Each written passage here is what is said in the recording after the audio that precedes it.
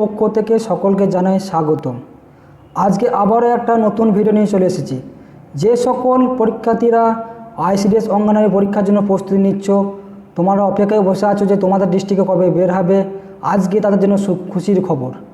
আজকে আমরা দেখে নেব পশ্চিমবঙ্গে কোন জেলা থেকে আইসিডিএস অঙ্গনারী কর্মীর নিয়োগ পরীক্ষা শুরু হয়েছে ইতিমধ্যেই। আমি আজকে তার ভিডিওর মাধ্যমে স্টেপ বাই স্টেপ তা স্পষ্টভাবে জানিয়ে দেব। সবার প্রথমে আমরা দেখে নিই, পশ্চিমবঙ্গ সরকারের পক্ষ থেকে শিশু বিকাশ প্রকল্প অধিকরণে কাঙ্ক্ষা সুসংহত শিশু বিকাশ সেবা প্রকল্প থেকে এটা বের হয়েছে। এটা সম্পূর্ণভাবে পশ্চিম বর্ধমান থেকে বের হয়েছে। আমাকে অনেক আগেই পশ্চিম বর্ধমানের কিছু পরীক্ষার্থী আমাকে কমেন্ট করে জানিয়েছিলেন, দাদা আমাদের ডিস্ট্রিক্টে কবে অ্যাপ্লাই শুরু হবে, তাদের জন্য আজকে এই ভিডিও। এত দ্বারা জানা যাচ্ছে যে কাঙ্ক্ষা সুসংহত শিশু বিকাশ সেবা প্রকল্প অঙ্গনারী সহায়িকা পদে থেকে অঙ্গনারী কর্মী পদে পদোন্নতির জন্য নিয়োগ হতে চলেছে। এখানে অঙ্গনারী কর্মী ও সহায়িকাদের সাম্মানিক ভাতার পরিমাণ ছিল 4,500 টাকা এবং অতিরিক্ত সাম্মানিক ভাতার পরিমাণ ছিল 3,750 টাকা। এছাড়া 5 বছর অভিজ্ঞতা থাকলে তারা পদোন্নতি করতে পারবেন অবশ্যই। এখানে শূন্যপদ আছে 18টি।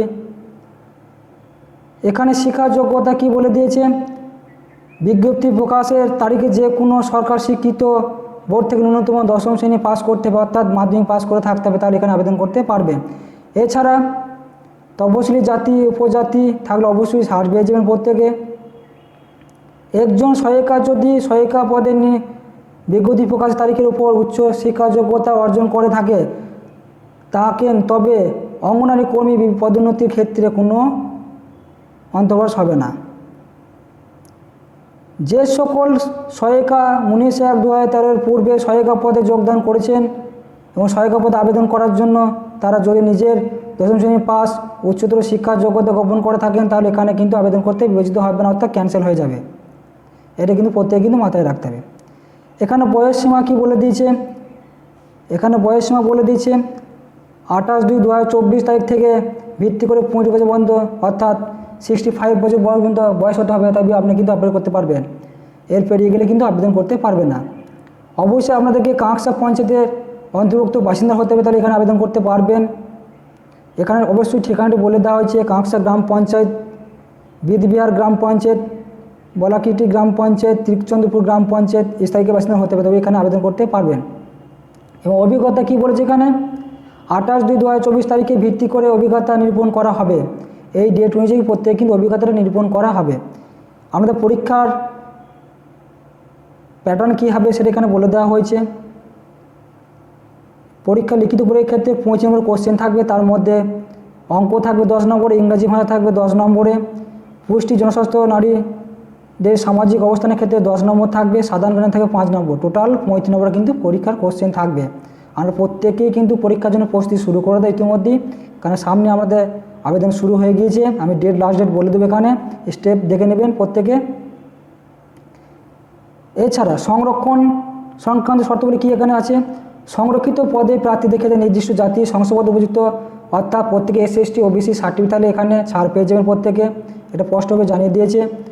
আবেদন সংক্রান্ত শর্তগুলি, আবেদনপত্র জমা দেওয়ার তারিখ কী বলেছে এখানে, বিজ্ঞপ্তির সাথে যুক্ত আবেদনপত্রের নমুনা অনুযায়ী পূরণ করা আবেদনপত্র কাঙ্ক্ষা সুসংহত শিশু বিকাশ সেবা প্রকল্প, পানাগড় বাজার জেলা, পশ্চিম বর্ধমান কার্যালয়ে 28/2/2024 তারিখ থেকে 20/3/2024 তারিখ পর্যন্ত প্রত্যেকে কিন্তু আবেদন করতে পারবেন। শনিবার রবিবার কিন্তু ছুটি থাকবে, বেলা 11টা থেকে 3টে পর্যন্ত কিন্তু আবেদন করে জানাতে পারবেন। প্রত্যেকে কিন্তু ডেটটা মনে রাখবেন, 20/3/2024 এটা কিন্তু লাস্ট ডেট। এই ডেটটা পেরিয়ে গেলে কিন্তু আবেদন জানাতে কিন্তু পারবেন না, এটা কিন্তু মাথায় রাখবেন প্রত্যেকে।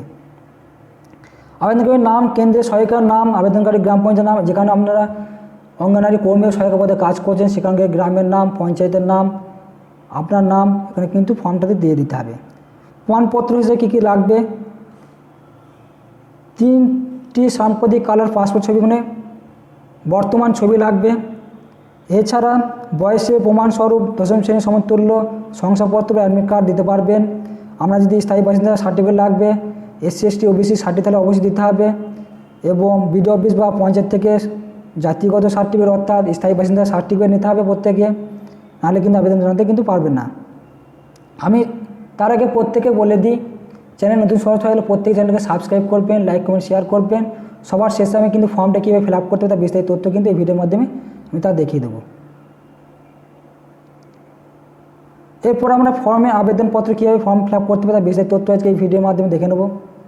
আবেদনপত্রে বয়ান মানে কীভাবে আবেদন করবেন আপনার সম্পূর্ণ তথ্য কিন্তু এখানে দিতে হবে। আমি আগেই বলেছি শিশু বিকাশ প্রকল্প অধিকরণ কাঙ্ক্ষা সুসংহত শিশু বিকাশ সেবা প্রকল্প থেকে যা বের হয়েছে।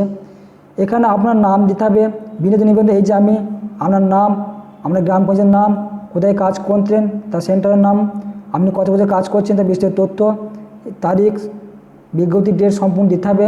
আপনার নাম দিতে হবে, পিতার নাম, স্বামীর নাম, স্থায়ী বাসিন্দা গ্রাম সম্পূর্ণ ঠিকানা দিতে হবে। এখানে জন্মের তারিখ দিতে হবে, সহায়ক পদে যোগদানের তারিখ মানে কবে জয়েন করেছিলেন এবং আদেশনামার তারিখ দিতে হবেন।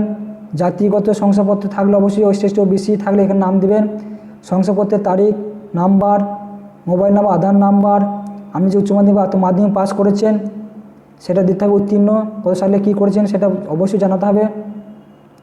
বর্তমানে সর্বোচ্চ শিক্ষার যোগ্যতা 29 সাল, অর্থাৎ আপনি মাধ্যমিকের থেকে উচ্চ শিক্ষাতে উচ্চ মাধ্যমিক বিএ পাস করে থাকেন তার এখানে নাম এবং সালের নাম, বোর্ডের নাম, ফোন নাম্বার দিতে হবে প্রত্যেকে কিন্তু। এবং সবার শেষে কিন্তু এখানে আপনার সই এবং তার নিচে ডেটটা কিন্তু দিয়ে দিবেন, তাহলে কিন্তু আপনার আবেদনপত্রটি সম্পূর্ণ হয়ে যাবে। সেটা কিন্তু প্রত্যেকে কিন্তু মাথায় রাখবেন। এবং এই ফর্মটির নিচে কিন্তু বলেও দেওয়া আছে আপনার যদি ফর্ম ফিল আপ করা কোনো ভুল হয়ে থাকে তাহলে কিন্তু আপনার বা তথ্য কোনো ভুল হয়ে থাকে তাহলে কিন্তু আপনার আবেদনটি সম্পূর্ণরূপে কিন্তু ক্যান্সেল হয়ে বললে গণ্য হবে। এটা সম্পূর্ণ কিন্তু জানিয়ে দিয়েছে। এবং প্রধান কার্যালয়ে ব্যবহারের জন্য এখানে যে ফর্মটি দেওয়া আছে এটা সম্পূর্ণ আপনাদের অফিসে করবে, এখানে আপনাদের কোনো কাজ নেই, এটা অফিস ফিল আপ করবে। কাঙ্ক্ষাটা বলেই দিলাম, কাঙ্ক্ষা বলল পঞ্চায়েত থেকে হতে এখানে 13টি শূন্যপদ রয়েছে, সম্পূর্ণ তথ্য আমি জানিয়ে দেওয়া হলো স্টেপ বাই স্টেপ। আপনারা প্রত্যেকে দেখে নেবেন নির্ভুলভাবে। আমি ডিসক্রাইব বক্সে পিডিএফ লিঙ্ক, ওয়েবসাইট লিঙ্ক দিয়ে দেবো, ওখান থেকে ডাউনলোড করে আমরা নির্ভুলভাবে কিন্তু যাচাই করে ফর্মটি ফিল আপ করবেন যাতে কোনো না ভুল ত্রুটি না হয়ে থাকে।